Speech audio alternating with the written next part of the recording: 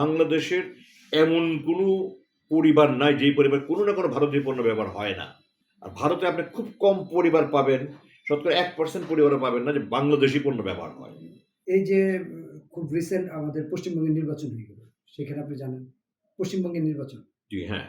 সেখানে বিজেপি আমরা যাকে বলি যে হিন্দুত্ববাদী একটা দল, তাদের জয়টাকে আপনি তো একজন বলা চলে সুশৃঙ্খল বাহিনীর খুব গুরুত্বপূর্ণ জায়গায় ছিলেন। এটা আসলে আমাদের নিরাপত্তার উপর কোনো প্রভাব ফেলবে কিনা? অবশ্যই আমি এটা নিয়ে খুব চিন্তিত, আমি খুব নিবিড় ঘনিষ্ঠভাবে ফলো করছি। তাদের কথাবার্তা তো অত্যন্ত শুভেন্দু অধিকারীর আমি জানি না সরকারিভাবে এটার, আমি মনে করি এটা সরকারিভাবে এটা প্রতিবাদ করা উচিত ছিল। তো সে বলেছে যে শেখ হাসিনা এখনো বাংলাদেশের প্রধানমন্ত্রী এবং সে ঢাকা বিমানবন্দর বেলে যাবে, ওখানে সেলুট দিয়ে তাকে নিয়ে যাবে। লালগালি চালিয়েছে। এই সমস্ত কথা তো আমাদের সার্বভৌমত্বের প্রতি হুমকি স্বরূপ। সেই হিসাবে ভারতীয় রাষ্ট্রদূতকে পররাষ্ট্র মন্ত্রণালয়ে ডাকিয়ে প্রতিবাদ করা উচিত ছিল। সরকারের আনুষ্ঠানিকভাবে এটা প্রতিবাদ করে একটা বিবৃতি দেওয়া উচিত ছিল। এটা না করার কারণ আমি জানি না। মজার ব্যাপার হলো এই বিজেপিকে অভিনন্দন জানিয়ে এই পলাতক দণ্ডপ্রাপ্ত প্রধানমন্ত্রী একটা চিঠি দিয়েছে। ওখানে কিন্তু সে লিখেছে প্রাক্তন প্রধানমন্ত্রী, তার চিঠিটা আমার কাছে আছে এটা। আচ্ছা। এটা আমি সোশ্যাল মিডিয়া থেকে পেয়েছি। শুভেন্দু অধিকারী। বাংলাদেশ, হ্যাঁ, বাংলাদেশ আওয়ামী লীগের প্যাডে আচ্ছা, অভিনন্দন পাঠিয়েছে জেতার জন্য। আচ্ছা, ওখানে প্রাক্তন প্রধানমন্ত্রী হিসেবে নিজেকে নিজে অ্যাড্রেস করেছে আরকি। আচ্ছা, অথচ সে বলছে এখনো প্রধানমন্ত্রী। আচ্ছা। মানে হাস্যকর ব্যাপার। আচ্ছা, এই যে আমরা আপনি হয়তোবা জানবেন, সীমান্তে এখন বাংলাদেশের অনুপ্রবেশ ঠেকাতে বা বাংলাদেশীকে টার্গেট করে কুমির, বিষাক্ত সাপ ছাড়া হচ্ছে। অ্যা আ এটা আপনি কি কি মনে করেন এটা কতটুকু ইফেক্টিভ কোনো হবে সৎ নাকি? প্রতিবেশী এটা করতে পারে? কোনো ভালো প্রতিবেশী, বন্ধুসুলভ প্রতিবেশী এটা করতে পারে? করতে পারে না। ১ম কথাই হলো যে আমাদের বর্ডারটাকে আমরা বলি মিলিটারি ল্যাঙ্গুয়েজে পোরাস বর্ডার, পোর মানে ছিদ্র আরকি। আচ্ছা, আপনার চালানে যেমন ছিদ্র থাকে, আমাদের বর্ডারটা এরকম। আপনি কোনোদিনই বর্ডারটাকে একটা নিশ্ছিদ্র করতে পারবেন না। ওই পারের থেকে এই পারে কোনোভাবেই আসা সম্ভব না। না, সম্ভব না। পার্বত্য অঞ্চলে আপনি কিভাবে করবেন? জঙ্গলের মধ্যে, সুন্দরবন এলাকায় জঙ্গলের মধ্যে আপনি কিভাবে করবেন? গ্রিনল্যান্ডে না হয় এটা সম্ভব। পানি সীমানা যেখানে আছে সম্ভব না আচ্ছা। রিয়ালিস্টিক্যালি। ২ এর মধ্যে যদি সৎ প্রতিবেশী সুলভ আচরণ দুজনই করে, তাহলে এই সমস্ত কোনো ব্যাপার বড় সমস্যা না। কিন্তু বন্ধুত্ব তো এক পক্ষ হয় না, বন্ধুত্ব ২ পক্ষই হতে হবে। আমি আপনাকে বন্ধু মনে করব আর আপনাকে আমাকে খালি ঘুষি আর কি লাথি মারিতে যাবেন, এটা তো বন্ধুত্ব হতে পারে না কোনোদিনও।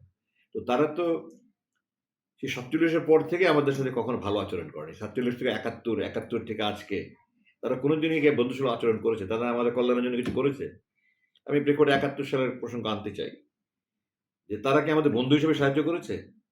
কোন সুস্থ মস্তিষ্কের মানুষ এটা বলবে না। তারা আমাদের বন্ধু হিসেবে সাহায্য করেছে। তারা করেছে তাদের পলিটিক্যাল ইন্টারেস্ট, তাদের রাজনৈতিক ফায়দার জন্য। কারণ বাংলাদেশ যখন পাকিস্তানের অংশ ছিল, তখন তাদের পেটের মধ্যে একটা যন্ত্রণা ছিল। একটা টিউমার ছিল। এটা নিয়ে তারা পেরেশানি দিচ্ছিল।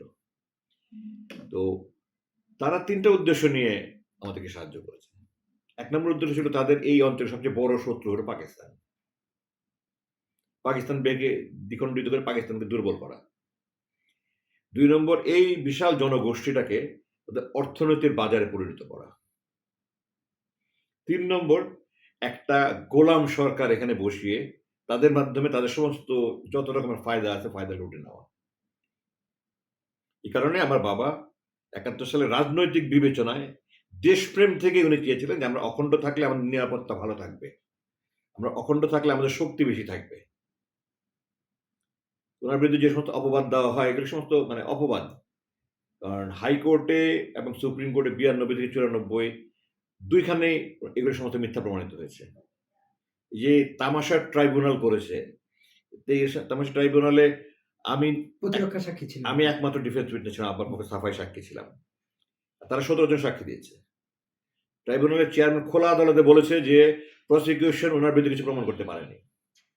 তারপরেও ফরমাসি রায় দিয়েছে ৯০ বছরের। কারণ তারা তো ওসব গোলাম ছিল তারা সব।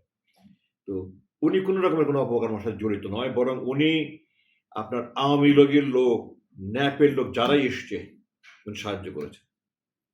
আমি এটার সাথে একটু সংযোজন করতে চাই। পাকিস্তানও তো আমাদের প্রতি অনেক নির্মমতা করেছে, অবশ্যই করেছে। অবিচার করেছে। অবশ্যই করেছে। এটা অস্বীকার করার কোনো উপায় নেই।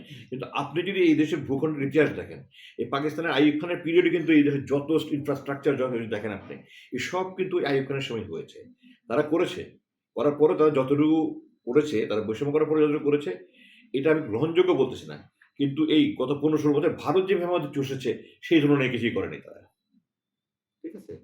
তো আম তারা এই এই ফ্যাসিস্ট সরকার গত ১৫-১৬ বছরে যেভাবে মানুষের উপর নির্যাতন করেছে, জুলুম করেছে, গুম-খুন করেছে, পাকিস্তান সরকার তো এরকম করেনি। ৭১ মুক্তিযুদ্ধ পিরিয়ডের কথা ভিন্ন কথা বলছি। এর আগ পর্যন্ত কখনোই পাকিস্তান সরকার এমন কোনো কিছু করে নাই। সুতরাং যেটা বলছিলাম যে ওরা এই ৩ টা উদ্দেশ্যে কিন্তু ওরা সফল হয়েছে। তারা পাকিস্তানকে ভেঙেছে। তারা আমাদের এখানে অর্থনৈতিক বাজারে পরিণত করেছে। আপনার বাজারে গেলে 99% শাড়ি আপনার ভারতীয় শাড়ি। ভারতের পণ্যের সয়লাভ আমাদের বাজারে। কিন্তু আপনার ভারতে কিন্তু আমাদের পণ্য দেখবেন নাই বলতে গেলে। বাংলাদেশের এমন কোনো পরিবার নাই যেই পরিবার কোনো না কোনো ভারতীয় পণ্য ব্যবহার হয় না। আর ভারতে আপনি খুব কম পরিবার পাবেন, শতকরা 1% পরিবারও পাবেন না যে বাংলাদেশী পণ্য ব্যবহার হয়। তার মানে আমাদেরকে তারা অর্থনৈতিকভাবে তারা আমাদেরকে গোলাম বানিয়ে ফেলেছে। এটা অর্থনৈতিক আপনি দেখেন না বাণিজ্য ঘাটতি যেটাকে বলে ট্রেড ডেফিসিট, অকল্পনীয় বাণিজ্য ঘাটতি। আমাদের প্রোডাক্ট আমরা সারা দুনিয়ায় বিক্রি করছি, তারা নিচ্ছে না। আর একটা গোলাম সরকার, যারা একেবারে প্রভুদেরকে দিয়ে তারা এতই আনন্দিত যে আমরা তাদেরকে এত দিয়েছি তারা কোনোদিন ভুলতে পারবে না। এই কথা বলেছে পলাতক প্রধানমন্ত্রী। তো আমরা দুঃখজনক আমরা এগুলো প্রতিরোধ করতে পারিনি যে ভারতের আজ্ঞাবহে আমরা থাকবো না।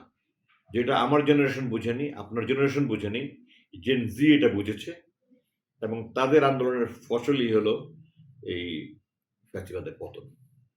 তারা এটা সফলভাবে বুঝেছিল যে ভারত কোনোদিনই আমাদের বন্ধু ছিল না, হতে পারে না।